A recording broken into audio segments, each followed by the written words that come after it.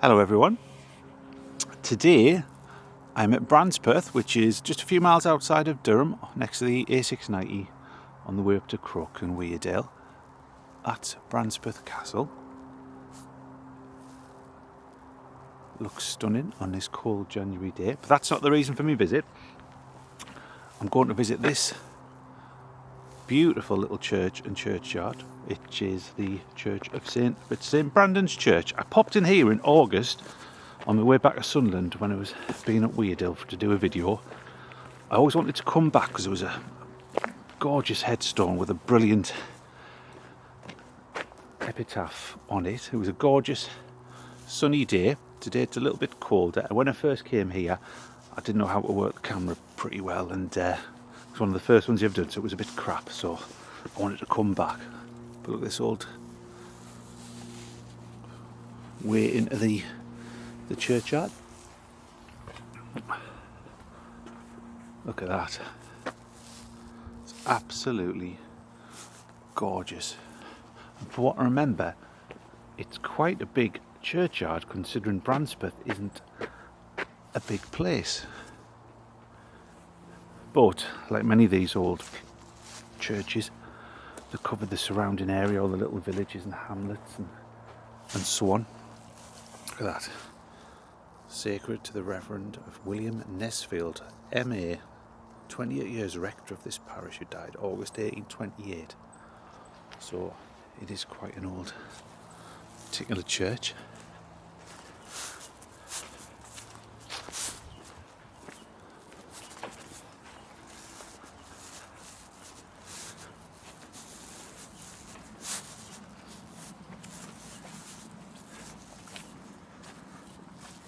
Sacred to the memory of Hannah Holloway of Brancepeth, who died May the 28th, 1859, aged 82 years, so a good age.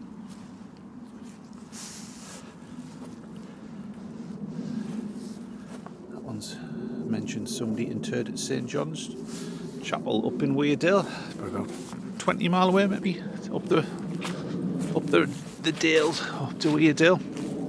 There's a few old ones in here.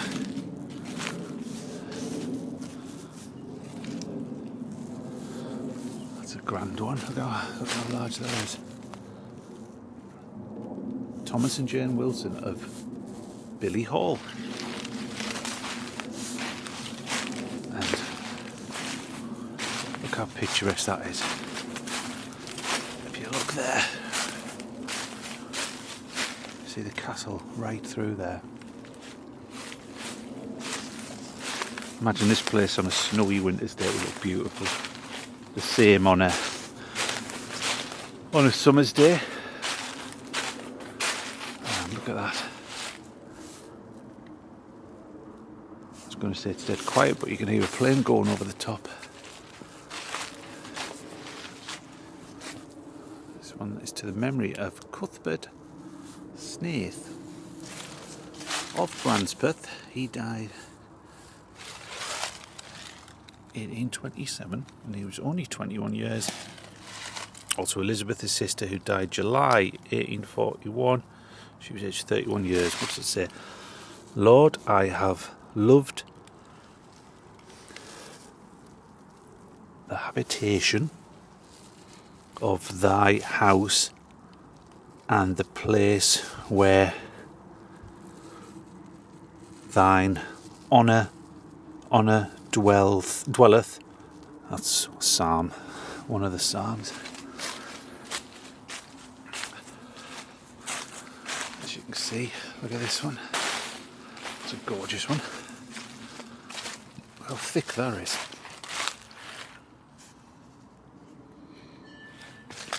And then look at these two here. NT 1855. Very simple. And then there's another one, RT. You see the winter sun.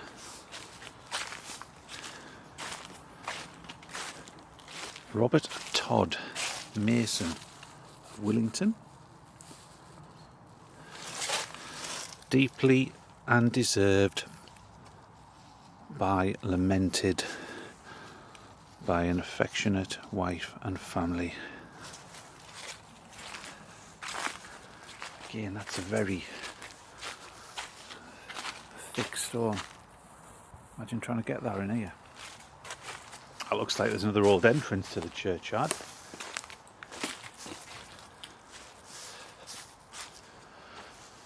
Memory of Isaac Pearson Love, Esquire of Durham, 1854.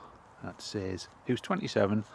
Lacrum est mori. Now mori is to do with death, so this must be Sarah Love, relict of the late Joseph Love, Esquire of Mount Beulah, Durham. But I will sing of thy power, yea, I will sing aloud of thy mercy in the morning, for thou hast been my defence and refuge in the day of my trouble. Relict was a widow who never remarried before she died. Some of the place names here: Willington, I've seen, Brancepeth. I think there's some for Page Bank as well. That's absolutely gorgeous.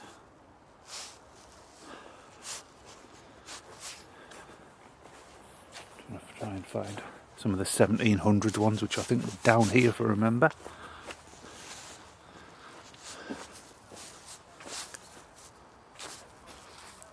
William Humes of Stone Chester.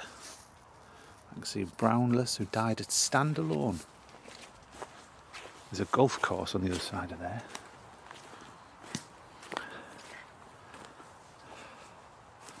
Quite a large church.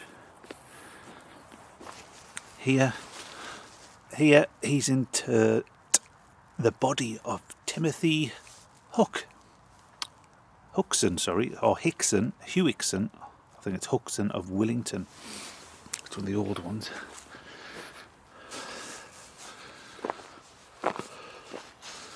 Ground's still a bit frosty here in the shade. This might be it. This is for William Hodgson, son of William and something of Crook, who departed this life the day November, the something day, I think is it 23rd or 3rd day of November 75, aged 28 years. Vain world.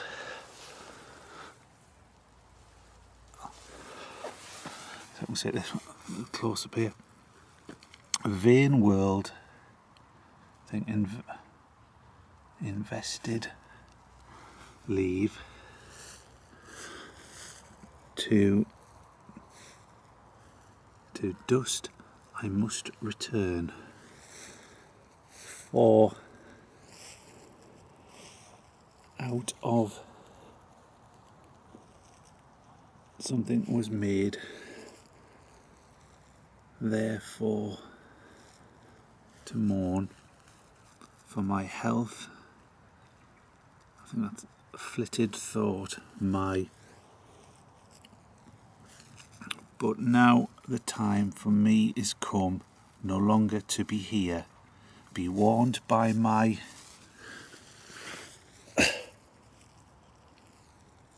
something call, that you for death prepare, for it will come, you know not on the moment, when, nor place. So basically it's a memento mori saying remember you must die, but that's beautiful lettering. I wish I could read it out fluently, but even with this camera which close up, which really improves the vision, it's quite difficult.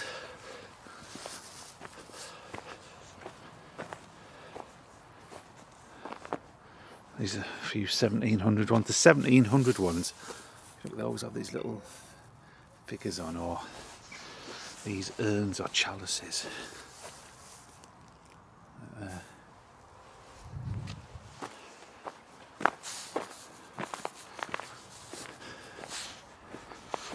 I thought I might be able to see it better with the torch, but I think the torch might need some batteries.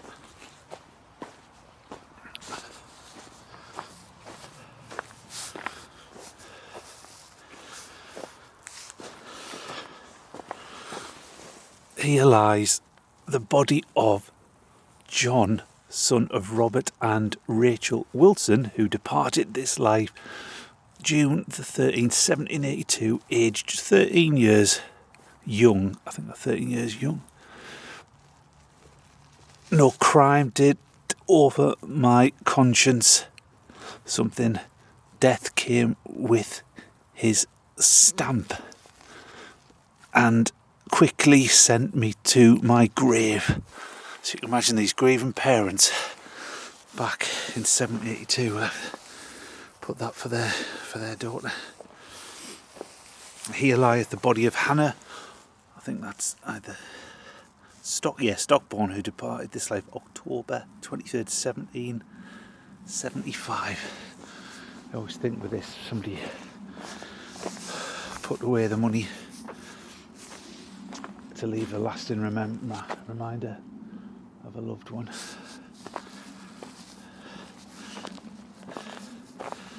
Now this. Here lies the body of Anne Wilson. See there? It's got the long. I think that's it the longest?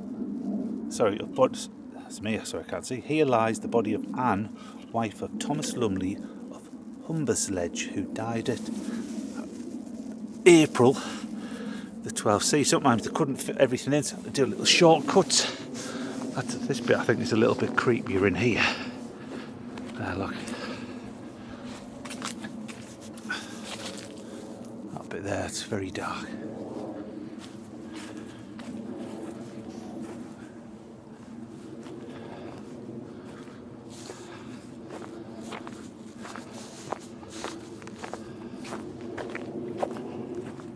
There's another Stockburn, must be related to the other one.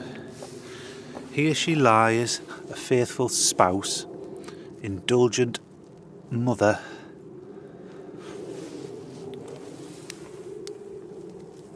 I tell you what, think what a wife should be, and she was that. So it's basically praising the mother.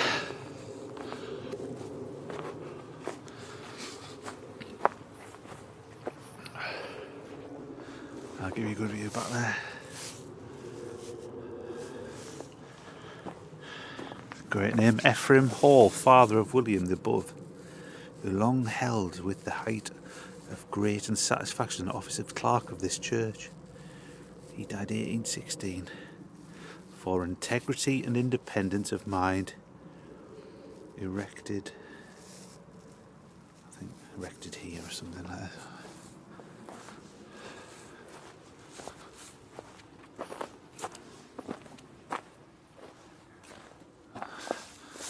Plenty of lieth the body. It's always a good indication.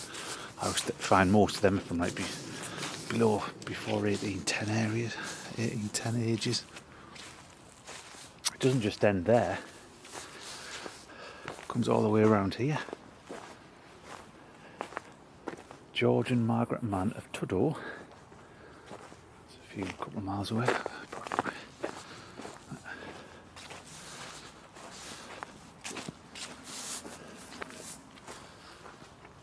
There's the local golf course. Golf course, church and castle. It's just such a beautiful little area, this. And I've got this like sort of sculpture here. And that lovely, that looks like a modern stained glass window. And comes all the way around this side of the church.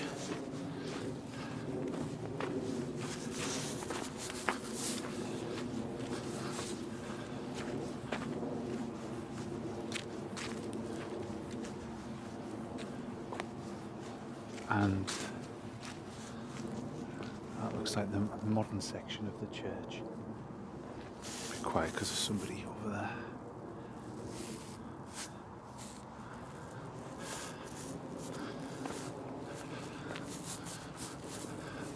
Beautiful spot.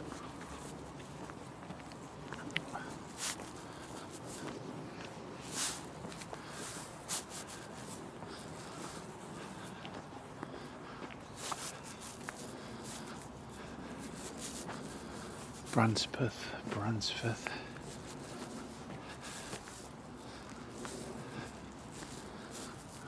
It's a nice memorial, look at that. To the memory of Fanny, the beloved wife of Edmund Oakley of Brancepeth, who departed this life August the 2nd, 1896, aged 54 years. The Lord gave and the Lord hath taken away. Blessed be the name of the Lord.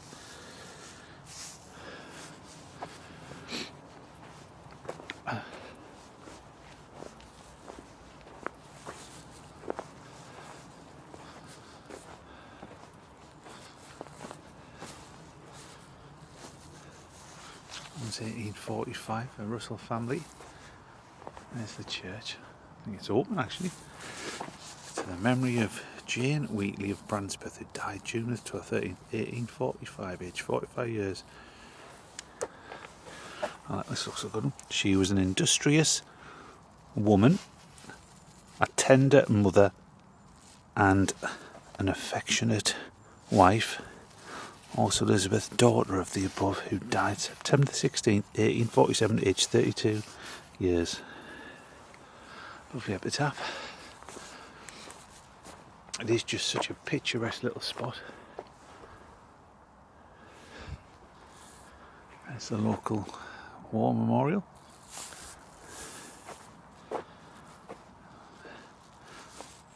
Elliot family of Brandon. As I said, there's lots of the local villages and hamlets this area covers. I should know what that symbolism is. Where is it? It's for Forster of Brandon.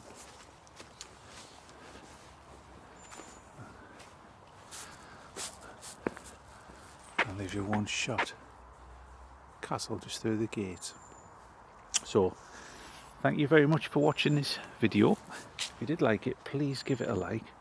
And if you can do me a favour, if you can click on the subscribe option, which will help grow the channel. So thank you very much for watching, and I will see you next time.